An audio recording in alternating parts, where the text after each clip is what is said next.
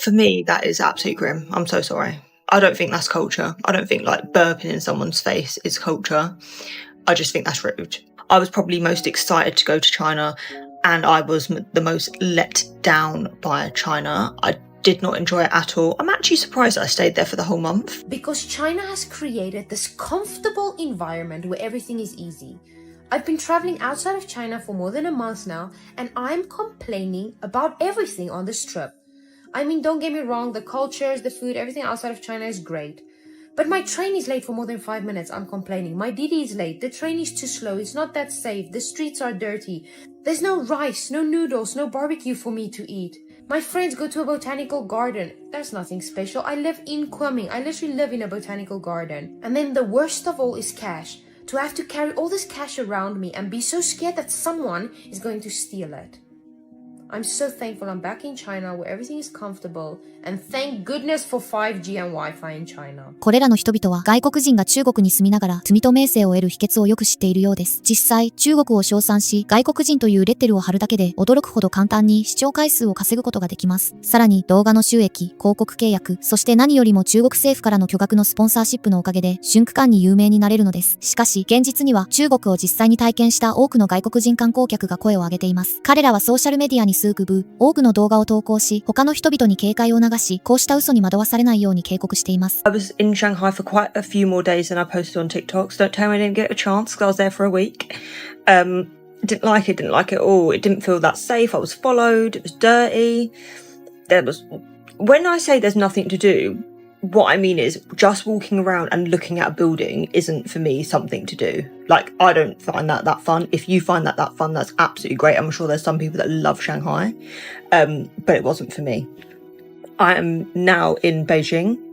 Also, the train from Shanghai to Beijing I found really, really stressful. For a first timer who can't speak Mandarin, whose bloody translate is on and off working, it is difficult. You can write all the comments you want saying that it's not. It is. And I'm just posting my honest reviews on my travels in China. If you don't like honest reviews, I'm not going to lie, so I don't really care. I finally left China. China for me, I thought was going to be one of my favourite places on this trip. I was probably most excited to go to China, and I was the most let down by China. I did not enjoy it at all. I'm actually surprised that I stayed there for the whole month, like looking back, but yeah, I wanted to give it a good shot and hope that it would get better along the way, and it just wasn't for me. It really wasn't for me. I found the people really, really rude. Probably the rudest in any country that I've ever travelled to. Cleanliness. Now, this got controversial on my last video. When I said China's not clean, yeah, there is some litter on the floor, like, God, like, kill me. And I didn't take a picture of a Coke can on the floor, like, whatever. But I more meant, it's more of a people thing. Spitting right next to people, going like doing whatever that is, burping, farting.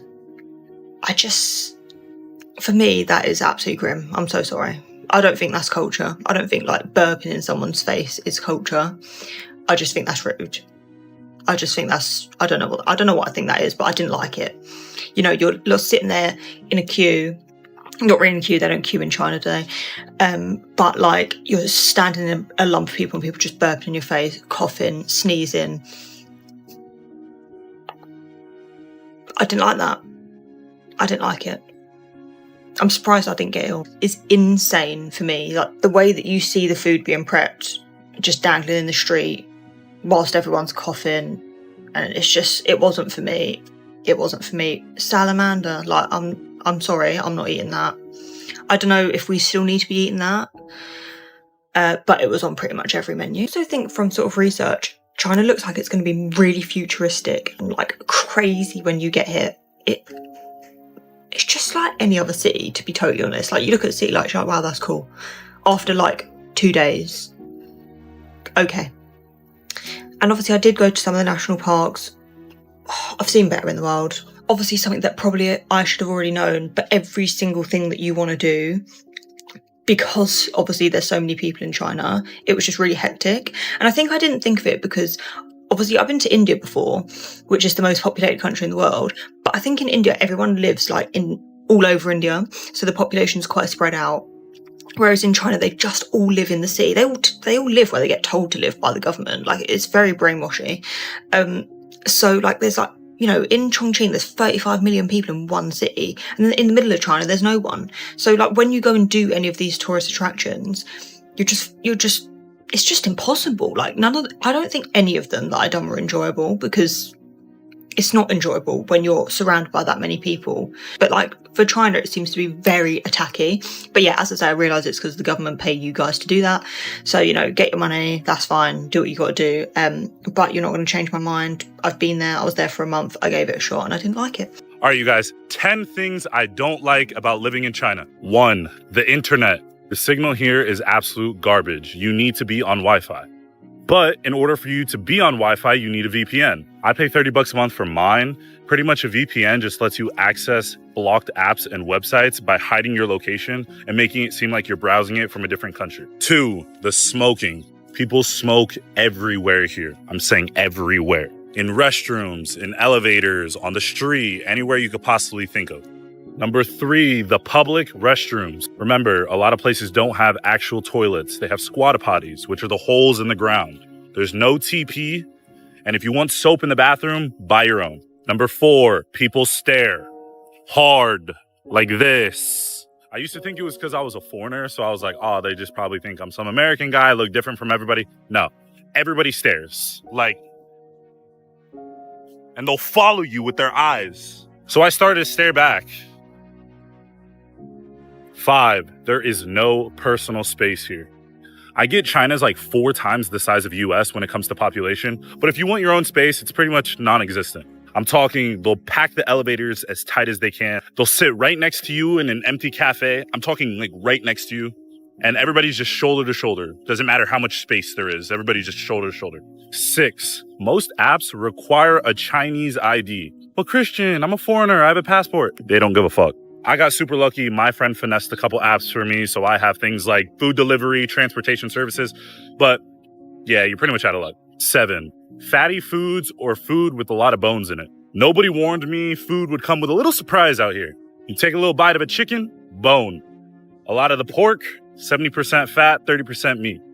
Don't get me wrong, I love the food here. It's been absolutely amazing, but this gets a little frustrating. 8, most things are not updated online. You're looking for a cafe to sit down at? Good luck. Online says it's open, but once you pull up, ghost town. No calls, no websites, no way to check, but whatever. Number 9, the English translations make no sense here. Obviously, everything is in Chinese. I live in China. I don't speak the language, so I have to translate everything, but they don't always make sense, which is frustrating. There's one thing I really don't like. Maybe you can cut it out, but it's my opinion. There are many men here. They're doing... I don't like this. This is really not nice. Although China was my top favorite travel destination last year, that doesn't mean it was perfect. I mean, no country is going to be. There are things that I experienced that made me uncomfortable, but they didn't make me hate being there overall. Anyway, the first thing is how so many places smelled like cigarette smoke. A lot of people smoke in China, and the smell was often inescapable, especially in bigger cities. Not only that, but a lot of public restrooms even reeked of cigarette smoke. I mean, the restrooms were mostly clean, but I saw lots of cigarette butts in some of the toilets. Speaking of smoke, the dirtiest thing we encountered during our time there was the air quality. Overall, everywhere we went during our 2-week trip was fine, but there were a few days where the air quality was really bad, to the point we even bought N95 masks to wear. Heck, it was so bad one day that they even canceled the fireworks at Disneyland because Shanghai issued an air quality warning. So if you're someone who is sensitive to those kinds of things, I'd suggest bringing N95s with you just in case. Another thing that was hard for me to get used to is their perception of personal space per se, or what we Westerners might consider a lack thereof. People stand incredibly close to you in lines, you can kind of feel them on your body. We also saw quite a bit of line jumping in China, to which it seemed like everyone just lets it happen. Basically, if there's even an inch of space where it looks like someone could squeeze themselves into, then somehow someone will squeeze into it, which maybe explains why everyone stands so close in line now. People also don't wait for others to get out of elevators before they start rushing in. It was pretty much just go right on in as soon as the doors open. And the last thing that I didn't like was the driving. A lot of our taxi drivers drove so fast, swerving in and out of lanes, and would even drop us off at very inconvenient alighting conditions sometimes, like in the middle of roads. To top that off, the majority of the taxis we took did not have seatbelts for us, so I basically feared for my life every time we hopped into one. 全く逆の視点から見ると、これらの動画は、日本旅行後に帰国した外国人観光客が撮影したものです。日本は外国人誘致のために財政支援を行っていません。それどころか、オーバーツーリズムを抑制するため、来年から1人当たりの出国税を3倍に引き上げる準備を進めています。こうした厳しい措置にもかかわらず、外国人観光客の極めて率直な反応は依然として波紋を呼び、大きな話題となっています。正直なところ、I'm telling you, man, Japan is the most livable country I've ever been to. It's safe, it's clean. Look at this. I don't even know what this is. Look at that. That's nice stuff. It's just a great place to live for many reasons. I mean, come on. I mean, they just have everything. Those people were so nice. They were so nice. Yo. Vintage clothing and vintage cars. This is sick. Beautifully restored from the 80s. Oh, man. Oh my God, dude. Dude, the Japanese take care of their shit. Forgot my sunglasses in the toilet last night, so I'm asking at the train station if they found them by any chance, because I really love those sunglasses. Pray for me, guys. Let's wait. あ、それです。そう。今日、公的の証明書、ID カードか何か。はい、あります。はい。イェーイ。大丈夫。そう、これです。大丈夫。はい、ありがとうございます。そしたらここね、はい、住所、名前、電話番号。はい、ありがとうございます。はい。Yay! Guys, this is why I love Japan. I love Japan. I love Japan. I don't want to scream because I'm still in the station, but I love Japan. Let me sum up Japan to you in one simple example. This is a family tree of the cow that I had for dinner last night. They present the lineage of the cow to you before you eat it and discuss it with you for 10 minutes about how a female cow tastes one way and a male tastes another. This explains why this country is so amazing. In every aspect of life here, the entire culture is based around caring and perfection and honor. There is not one single piece of rubbish on the street in the entirety of Tokyo. I've been here for 3 days now. I haven't seen one piece of rubbish. The taxi drivers wear suits and white gloves. Everybody bows whenever you leave a room. The level of respect that people treat each other with as they get on and off of trains, as they pass by each other, is something that just does not exist in the West. There is a culture here that we could learn so much from. I am obsessed with this place. This is a box of grapes in my hotel room. It is normal here to arrange boxes of grapes by color. This is just part of the culture. I'm obsessed with this place. I'm going to try and take a few more videos of it. I don't really video much when I'm like on holiday and stuff because it's annoying for people that I'm with and I can't really be bothered. But I'm going to try and take a couple of videos so the people that haven't been here can understand this. This is an amazing place. I want to come back here so much regularly because I just feel incredible here. Like everything is incredible. I can't explain it in any other way. I've experienced healthcare in Japan, in France, in Canada, and in the US. And I gotta say, by far, the best healthcare I've ever received is in Japan. I came in really sick on December 23rd. It was my welcome to Japan sickness. I came to this hospital here behind me. They took care of me. They helped me out, no problem. And then at the end of it, they asked me for my insurance. And I was like, I have insurance coming through my work, but you have to have your Japanese social security number. It's called My Number, because that's what they call it. I didn't have it. And they said, don't pay us. Wait. Come back middle of next month with your number and pay us then. Well, I still don't have my number. I just got an application showing me what my number is, and I have to submit another application to get it before I can get my insurance card. That's another month. So I was like, I better go to the hospital and pay because they're going to want their money or they're going to start sending me to collections like they would in the US or like they would in Canada. No. They saw what I'd done. They said, no, we don't want you to pay because if you pay now without your number, you're going to have to pay too much and you won't get the money back. So we'll wait. We're fine at the hospital. We can wait for you. That was what they said to me. Can you believe that? And people are talking about how great North America is with their freedoms. I'm telling you. Healthcare in Japan, they're going to take care of you and they're not worried about the money. That is something that is unique to this country. So how did it become one of the most successful countries in the world? In order to promote an efficient and well-functioning society, instead of focusing solely on punishment and enforcement, Japan relied heavily on behavior and awareness. That starts as early as elementary school and continues to be reinforced in messages everywhere. There's a strong sensitivity to how your actions affect others. A mild social discomfort around inconveniencing other people. Not humiliation, just awareness of impact. That awareness creates harmony, harmony creates stability, and stability creates order.